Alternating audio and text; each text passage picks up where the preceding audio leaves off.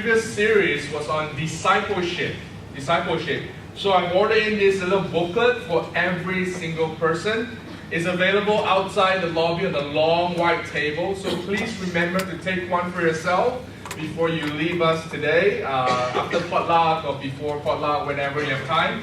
Please grab one. It's called Radical Discipleship, and it's by Elizabeth Talbot from What's Prophecy. So take one. It's available on the white table in the lobby. All right, one for everybody. Continuing on our series, the current series, and today's series is on the idea of a relational-based church. We're called the Seventh-day Adventist Community Church, but I suspect that many of us feel like this community happens only from 9:30 to about 3 p.m. And that's it.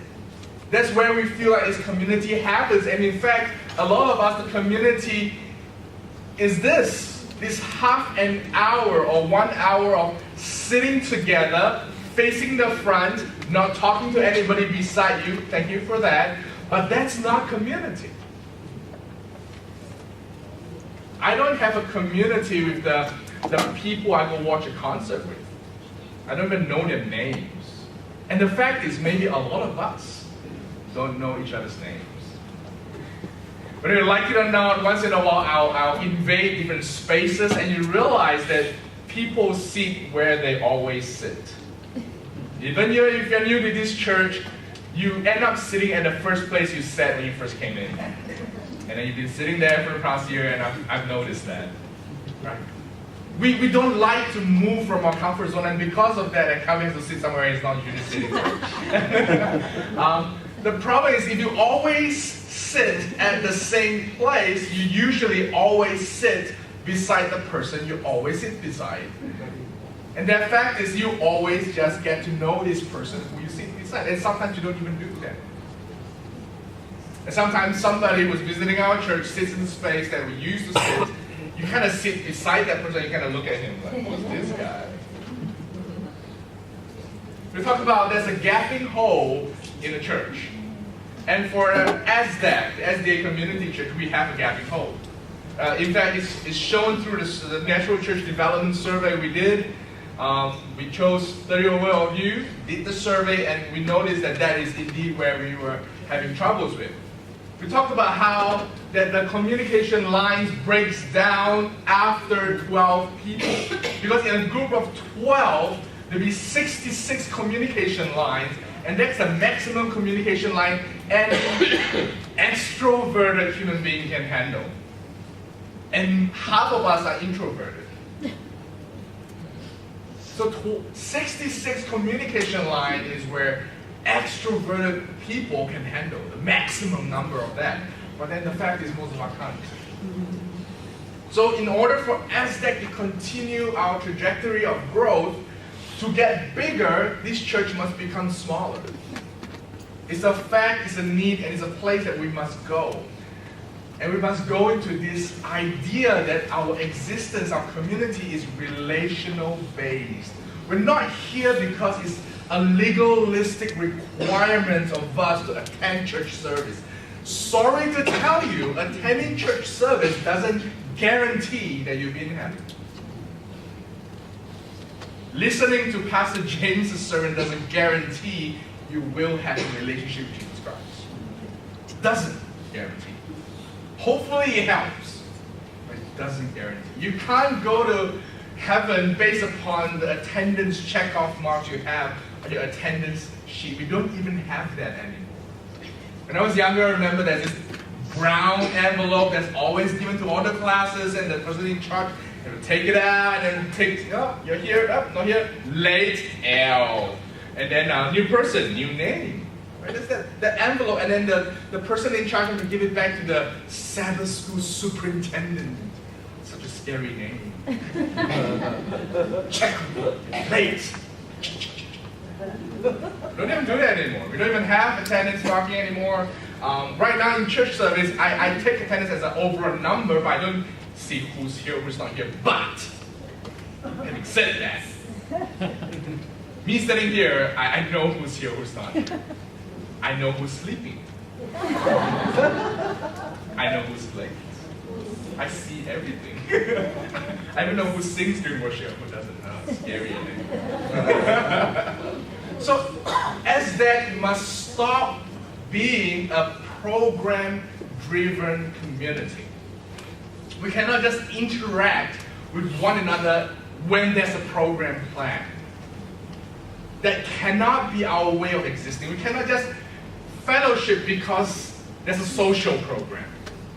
So if there's no social committee and there's no social program plan, we don't interact with one another. No. We cannot not talk to one another just simply because there's no afternoon tea this afternoon. There is, don't worry. We cannot not fellowship because there's no fellowship lunch this Sabbath. We cannot not read the Word of God because it's not church worship service. That cannot be how this church, this community exists. We cannot be based upon programs. That cannot be natural, and that was not how God designed us to be. In fact, it is not biblical to be program-driven. Program-driven is more of an Egyptian idea than any other idea. Anna in his sermon talked about the pyramid structure that we've set ourselves up to be. That the top guy is in charge of people underneath it, and then people underneath it, and there's this pyramid where the top person is this singular, powerful being. That's called a pharaoh. A church cannot exist based on a pharaoh ruling dictatorship. Although it makes the pastor's life a lot easier, maybe. But that cannot be how the church is. In fact, very soon after Moses left Egypt and went back to bring the people out, God quickly showed Moses that his training that he received in Egypt, this Pharaoh ruling power thing where everybody will seek for your permission and ideas and instructions to move forward is wrong. That Jethro, his father-in-law, who was not really a God-worshipping Christian, became a God-worshipping Christian because he saw God's mighty power. This pagan Gentile, you can call him, came to advise Moses against the Pharaoh Egyptian model he was following to adopt a God-inspired, Spirit-led system where Moses gives up his control to people underneath him. It's a little bit like that. Instead of a pyramid, I think church structure exists a little bit like bamboo. I'm not biased because I'm Chinese, but bamboos are unique things. They grow very fast and very quickly. Joy and Kenny has some of them in their backyard, and it grows crazy and has to cut them off so often because you cut them off, they grow, they cut them off, they grow. Good for the pandas. But the good thing about bamboos is that from afar it looks like it's all uniform. It's all going the same way, same distance between one another. It's as though in church, all churches are designed to be the same. They grow the same way, they look the same way, they have the same kind of function, they worship at the same time around the world.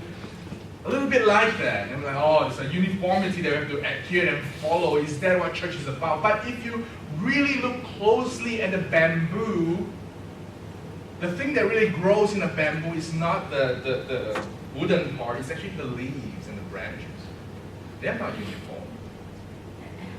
They grow in whatever ways and however form they like, and when they grow, sometimes they drop upon the ground beside them, and that may end up being another bamboo.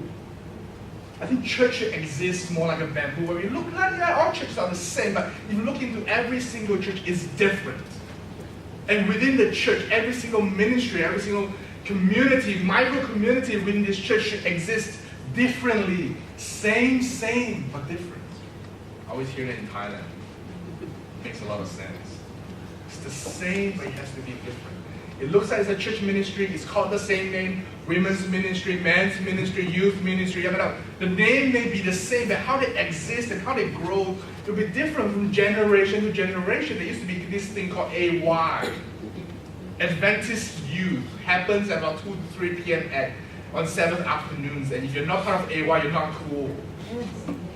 Then it became that if you're part of AY, you're not cool. And then AY doesn't exist anymore, we should call it something else. You must continue to evolve and grow freely according to how organically God is inspired to grow. And that is this with community within the church structure. Structure is there to just gather everybody, but how this thing works within should be given freedom to exist and to be different. It's like cells. A healthy cell should go from a singular to having a duplicate and to becoming 2 healthy cells. It's natural. It's how things should be. I talked about this, that apart from 3 unique cells in our body, every other cell grows healthily and duplicates itself. Apart from 3. And I talked about why that 3 does it. Very unique, very special. But a healthy cell should duplicate and should grow. And so is a church. The community within a church should grow to an extent where they should be able to double themselves. Because there's a healthy, growing community. ASDAC should not and cannot. We were here in 1999. In 2 years' time, we will celebrate 20 years here. But the fact that we still all fit is a problem. 20 years and we're still all fitting in here is a problem. It means this community has not duplicated itself. It's not grown. And we say, but we like each other. That's good, but that's not healthy. Good and healthy are not always the same. A healthy organism has to grow. Has to. It must. Turn me to the scripture reading for today, Matthew 26. Verse 36 to 37. 2 verses, very short, just before a very important story, and because of that you might kind of read over it or not see what it's trying to tell us. Matthew 26, verse 36 to 37. Just before the Gethsemane experience where Jesus struggles with God the Father. Matthew 26, verse 36 says, Then Jesus went with them, the disciples, right, to a place called Gethsemane, and he said to his disciples, Sit here while I go over there and pray. He brought all the disciples except one, because Judas had already left after the Last Supper. He said, let us go. I need to pray. But this one verse itself tells us how important prayer is. If you've not been praying, you're saying you're better than Jesus. Because even Jesus needs to pray. And believes in prayer. And he says, I need to pray. Or wait here, sit here. In another version of the story from another gospel, Jesus asking them to pray. Pray for yourself. Jesus emphasized the importance of prayer to his disciples. Pray for yourself. I need to pray. Verse 37, and taking with him Peter and the 2 sons of Zebedee, he began to be sorrowful and troubled. See, he has this group of 11 that he always bring around him, 12 before, but now only left 11. And he says, come with me, support me during this time of need. But then as he goes further, as he becomes more vulnerable, more real, he knows he cannot interact the same way with all 11. He chooses 3. Peter, James, and John. He says, come with me. And then he became sorrowful. You see what he was trying to keep his composure, but when he was with his close friend, he became more sorrowful. He became more vulnerable. He shows us the dynamics this group must shrink smaller in order for us to be more authentic with one another. You have to, you need to. Jesus needed that community around him. And if you've been a part of ASDAC and you haven't found a community of 10 people, and you have not found a community of 3 others, you are needing more community. If you've been here for 10 years, 20 years, and you've not found that, you need to find that. You've been here for 1 year, 2 years, 3 years, 4 years. You don't have that. Find it. A healthy church have to have communities within it, micro communities that are healthy. Have to interact with one another. Have to be in a relationship with one another. It's a must. You know who this is? Who knows who it is? No, we'll not. John Wesley. Right? He talks about how community should be emphasized more than the rightness of the community. The community. Well, this is from John Wesley. He's a very strict person. When he says if a community emphasizes the rightness of the community, how the community should interact, instead of allowing the community to be a community, it's a fake community. It says that's the problem with church today. We dictate how you have to behave in order to be a part of this community. To dress right, speak right, act right, eat right, look right, to be part of this community. You can't. Community are humans. Humans are organic, they're different. From one generation to another. If you look at how the church first started, we look different. Then we look different again. Then we look different again.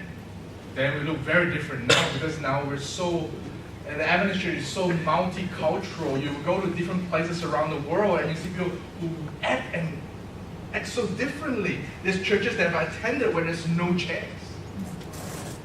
And I feel that is actually so cool and so advanced. And he says, you know, this is how we started. The synagogue had no chairs.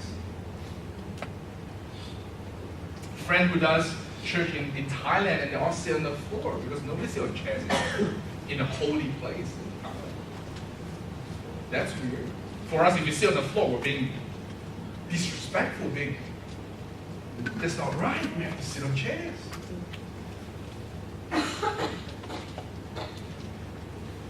One of the people that I respect, man, is my African brothers who wear a full suit and rides a bicycle in 38 degrees for like 2 kilometers to go to church to be a pastor. When he gets there, he's soaking wet.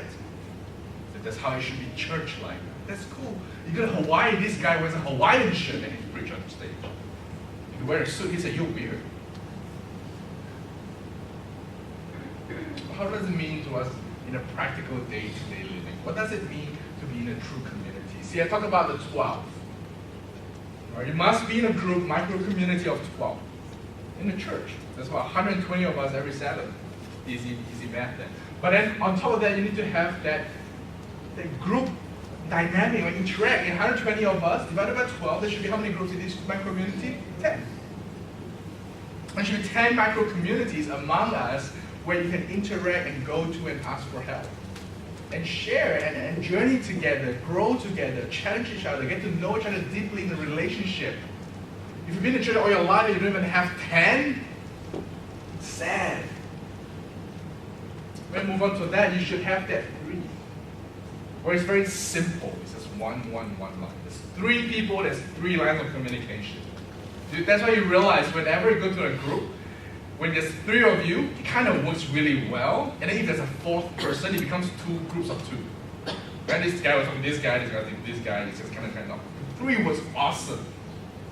But when you go out, it's good to keep it in the denomination of 3. 3, 6, 9, 12. Group works really well when you have social stuff. So you need to have at least 2 other persons that you can go to for this connection, this support, this growth. Because ultimately in church, this thing that hasn't been a part of our culture is trust. Because of the lack of community, there's a lack of trust. There's a lot of things that we will share with somebody not from church, simply because we know that in church, if we share it, the whole world may know. Or that if we share it in church, that we will get rebuked for sharing that, for feeling that. Why do you feel sad? You shouldn't feel sad. Trust God. Have you been told that before? Oh. And then the other T is you must learn transparency. To be real, to not put on a facade when you come up to church. Don't put a mask. If you have to come to church, put a mask, then don't come to church, man. Church has done you wrong. Church should be a place where you can be real, be authentic. Because it should be a place that we are non-judgmental, we help and support one another to grow. And then we should transcend, because it should be a place that, if you've been a part of a community, praise God. But if that group allows you to trust, allows you to be transparent, but doesn't ever challenge you to transcend and go beyond how you've existed, that group is not good enough. Change the dynamic of the group, challenge yourself in that group, because you as a Christian community shouldn't just come together for friendship alone. It's not a bad thing, but it should also help you to grow in your journey, your spiritual journey. Or else, why church? If the spiritual element is not part of the community, why church? Why are we ashamed to bring spiritual things into our community? I'm like outright non-ashamed in my groups because I'm a pastor. But then I realized that if anybody needs counseling and needs prayer, I know they'll call me. Because I'm blatantly outright about I'm the spiritual person. Not because I'm more spiritual than them, but I'm a pastor, I'm a spiritual worker. They wouldn't go to anybody else. And so if a Christian is among a community, and if they need prayer, they don't go to you, then who should they go to? That's why they look for weird and interesting solutions to a problem and do not depend upon our God, because His representatives are not proud to be His representatives. When somebody needs a prayer, they don't know who to go to, even though there's a Christian right there beside them.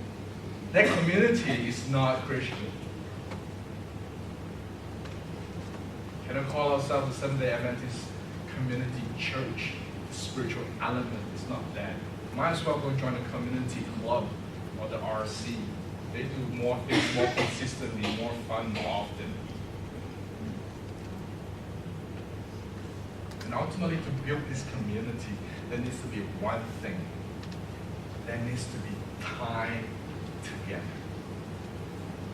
John Tan taught me this. He said it's about wasting time together. Some people don't like the term wasting, but that's how he defined it. He says, when you go to the supermarket, don't just go yourself. Bring somebody with you. Just waste time. That's what he did for me. Right? He said, hey, come, let's go do stuff, do nonsense stuff together. I thought it was a waste of his time, but he was actually very intentional about mentoring me. I received that later on in my life when other people did things which I thought was just a wasting time together, but that's the term, but they were not wasting any time. How the time we spent together when I was younger still stuck in my mind today. And the wisdom that was shared with me then continued to mold and shape who I am. So you need to invest in time together. You cannot be a part of a community if you don't even spend time together. If the only time together you spend is here, that is not enough. Not enough. It will not build any real community. There's this tension in our modern society between the community aspect and the individuality. We want to be our own person, think our own way, act our own way, and don't want anybody to influence or comment about how we act. It is what this society currently is pushing for. Be your own person. Think your own way. Good. But then the Bible teaches us that community is just as important, if not more, because it keeps us accountable, it keeps us real, it keeps us realistic. And the most important thing is community helps us grow in a way that as an individual will never be able to grow. Try to grow patience by yourself. Try to grow patience by going to a child care center. One day you grow patience. One day. We need one another, good and bad way.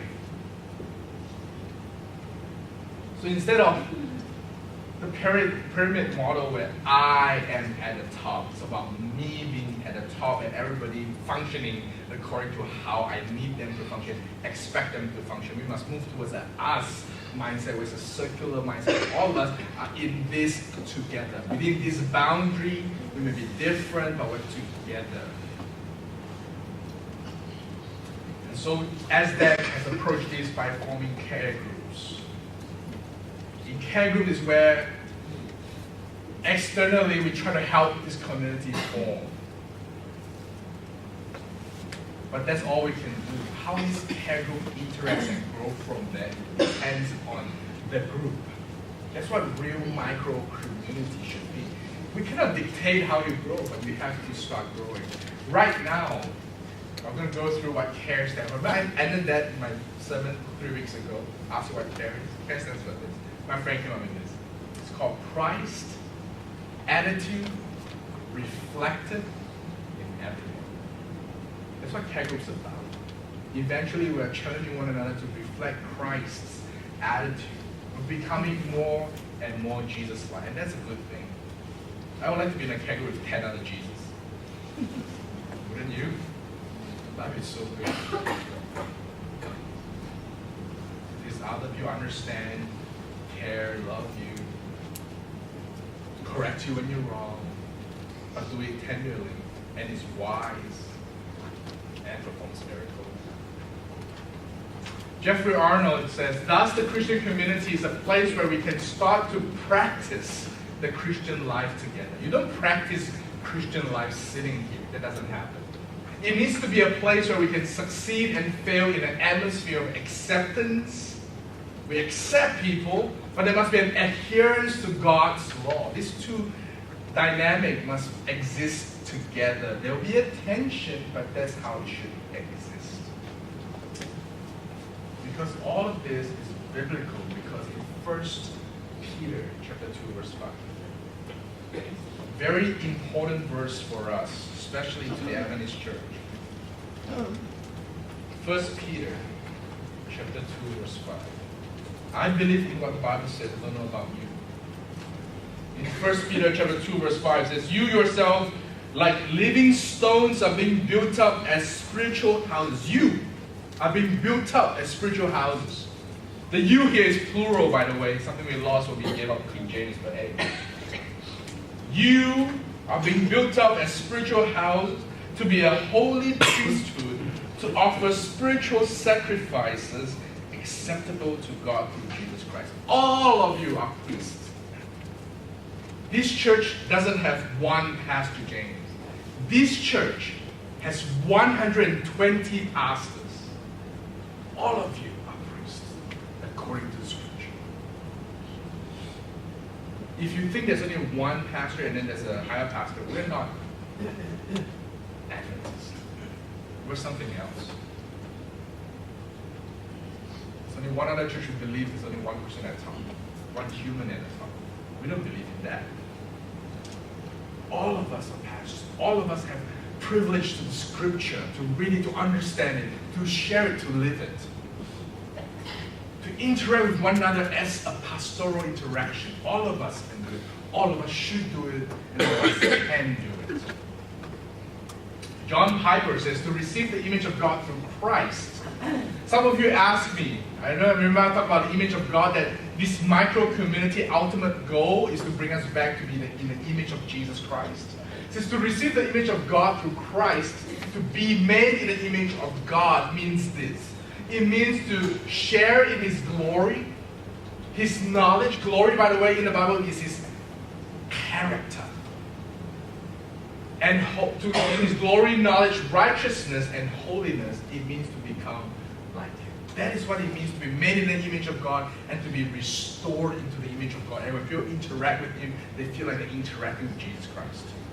That's what it means to be made in the image of God. It means not just in the physical sense where we have eyes, nose, mouth, ear. That's not that. It's more than that.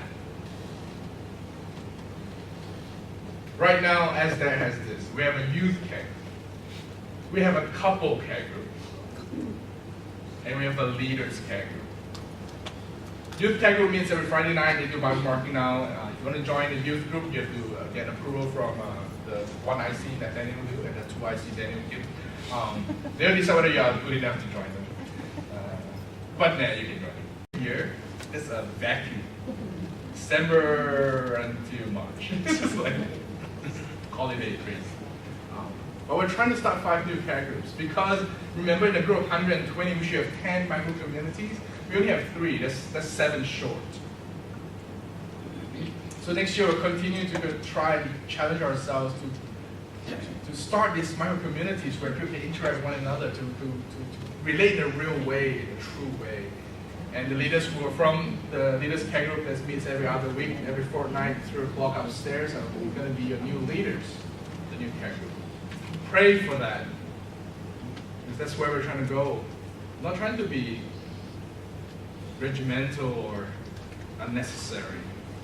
I'm trying to be biblical. I'm trying to do what God is asking us to do, to become real priesthoods, where all of us become priests of our little group, our little community. We care for ourselves and care for one another, become pastors in a very real sense. So before I invite the worship team, I'd like you all to bow your heads for a minute of reflective prayer. Ask God, what does He want you to do after hearing to this sermon? Is He challenging you to maybe become a leader? One of us want to join a group. It's still early days, only met 2 times so far. Or is He challenging you to join a group and it starts in February? Because in January they'll be going around recruiting people for the groups. And then maybe you're praying to see whether you want to, which group you want to join and whether you're willing to be a part of that. Pray for that. Ask God to talk to you about what are you thinking, what are you thinking, what is He talking to you after hearing this sermon. And then I'll invite the